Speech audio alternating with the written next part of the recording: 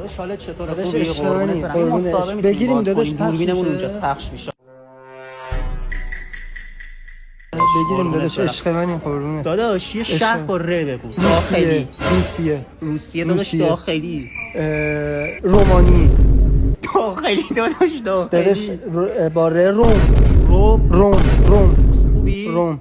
نه چته داداش با ر داخلی. رفسنجان.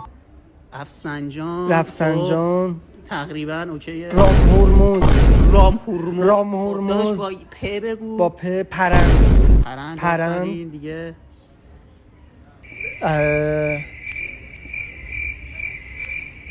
الان حضور ذهن ندارم ولی